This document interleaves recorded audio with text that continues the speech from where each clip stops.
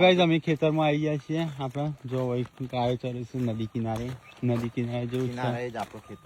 હા પાણી છે અને આપણું ખેતર છે ભાઈ કિનારે કેવું છે લોકેશન નહીં બીજું મજા આવે ને ગાઈસ આ બાજુ પહાડ છે ને બાકી લોકેશન એક નંબર તો મમ્મી પહેલી વખત આવી તો ગાઈસ આપણા જોર એરંડા આવા થયા છે અને મમ્મી ને આ બાજુ ચાલી છે અને આપણે જે છે ભોખરા બોર ખાવા અને આપણે આવીએ છીએ અત્યારે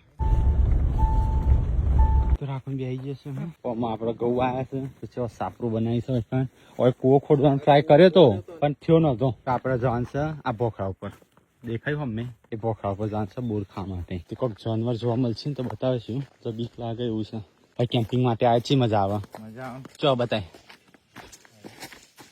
ઝરખો નહીં નીલ ગાય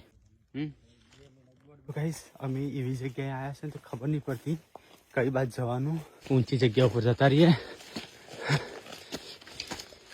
કેવું દેખાય લોકેશન એક અવાજ કાઢું હો તમને સંભળાતું હોય કે નહીં સંભળાતું હોય પણ કોઈ જોરદાર અવાજ છે ને રિટર્ન આવે છે એ કોક જોવા મળી જોવા બતાવ તમને કોક તો છે શું છે નીલ ગાય સાથે મૂક્યું હું આવ્યું હરણ આવ્યું શું કેટલા કોક જોવું હોય તો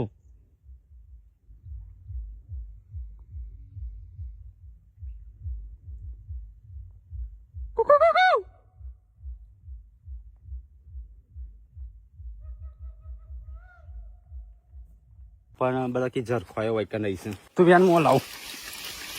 આ બોર ના ઠીલા ઉપર ખબર પછી આવે રસપત થઈ ગયા છે તાપ થઈ ગયા છે તો બોર વેણવાન મુકતા નહીં ફોન આય કર્યો ઠેલી ભરી જશે મેઠો નહીં તો ગાઈસ મને એવી બોયડી મળી છે ને તો બીજા બોર વેણવાની જરૂર જ નહીં હોયથી પાછા વળી જાઉં એટલો બોર છે આ બોયડી પર ચાલો આવો બોર થશે તો